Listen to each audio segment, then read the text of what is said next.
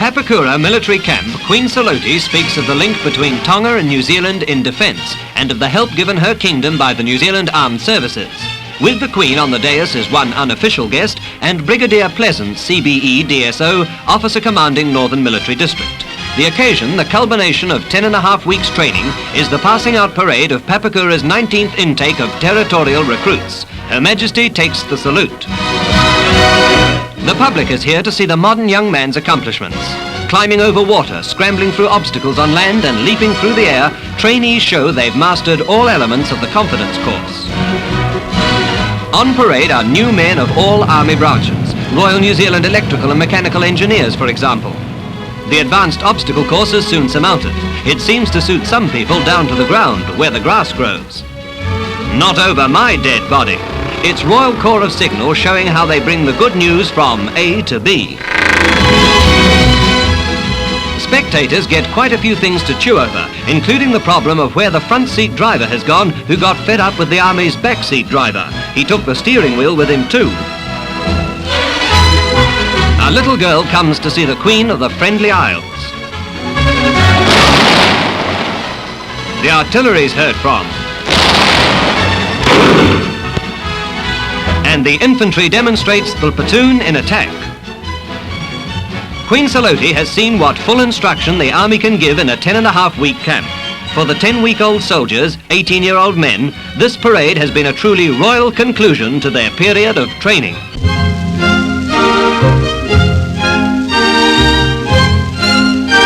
Dressing the eggs, they call it. It's a quaint old Easter custom brought to New Zealand by Dutch immigrants.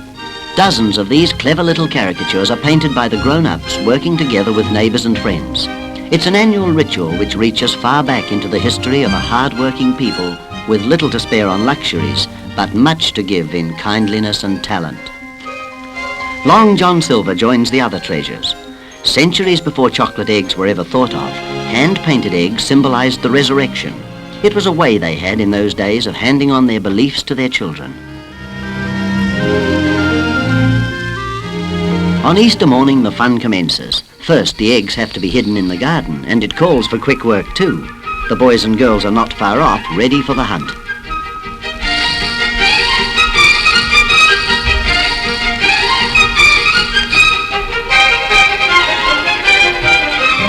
Roseneath School in Wellington is the scene of this hunt. According to legend, the eggs were hidden in the first place by Easter bunnies. Why bunnies, history doesn't tell. Tactics vary. Some like to hunt with their playmates, but single-handed tactics show results too.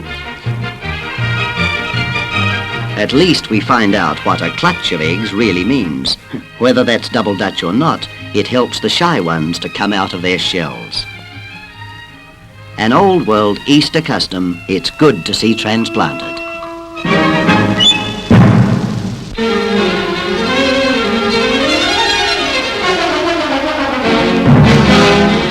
Back to 1912, on the way to Pelorus Sound.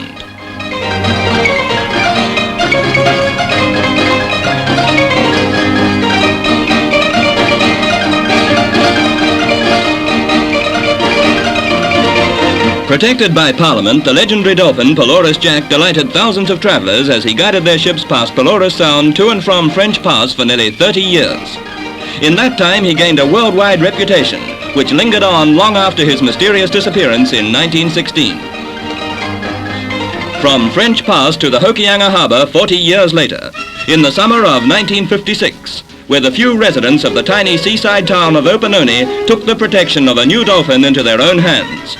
What's the way to Opononi? That was the question asked by curious sightseers from all over the North Island as they flocked to the Hokianga, drawn by reports of a tame dolphin called Opo, which every weekend drew hundreds of cars and buses and a traffic cop to Opononi Township. Crowds thronged the beach. Business boomed, and overseas tourists changed their minds about mud pools and headed north to Opononi. Thousands came to see a friendly dolphin. Opo, classified as a bottlenose dolphin, initially thought to be male, was discovered at the end of a short life to be female. She was first noticed when she approached launches and dinghies. The beginnings of a friendship came when it was discovered she was playful. She liked a tickle under the chin or a scratch on the back.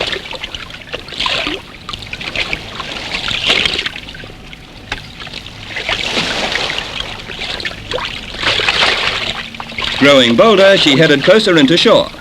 There, a 12-year-old local girl, Jill Baker, took over the job of training. Opo appointed herself Jill's swimming coach, and Jill in her turn helped the dolphin overcome fear of human beings. From beginning to end, Opo kept Jill at the top of her list of popular humans, responding to Jill's every gesture like a household pet. With gentleness, Jill paved the way for a friendship between man and wild sea mammal that was in a few short weeks to become famous, as Opo, growing tamer, learned to play.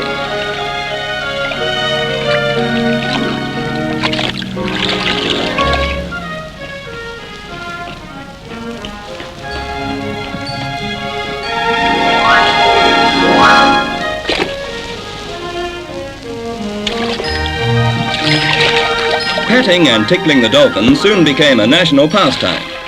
Opo's popularity grew as the news told New Zealand's best fish story in years, like the popular song written by Auckland composer Crombie Murdoch.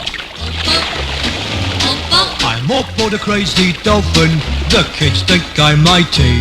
When I give them all a fishy back right and a game of four in the swishy tide, I'm one fish that'll never get right, unserved in batter for tea, and I live at Opononi by the sea. Everybody loves him at Opononi Bay. He's such fun for old and young, they all want him to stay. He's Opo the crazy dolphin, he's friendly as can be. You should want to learn to swim, you couldn't do better than learn from him. He'll very soon get you in trim, And he's giving instructions brief down the good old Opononi by the sea. Opo, Opo, Opo. Some people just have all the luck. I never thought I'd come out of a pub and see a bottlenose dolphin tossing a bottle.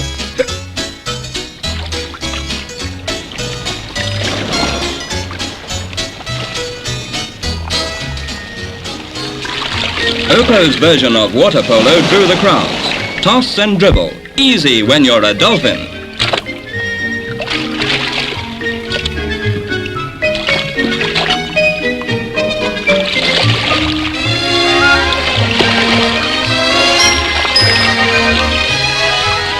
Here, you have a go.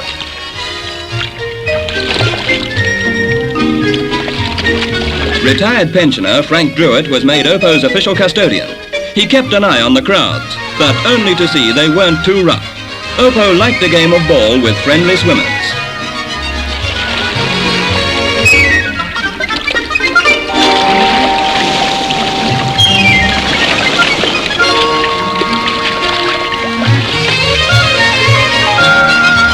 Opo's specialty, a double fin flip back loop slam.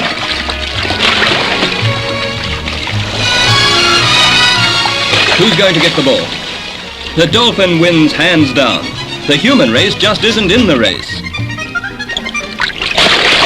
Through all one warm summer, sunshine and laughter by the sea, Opo excelled herself in building up a repertoire of entertainment for those who came to watch and play.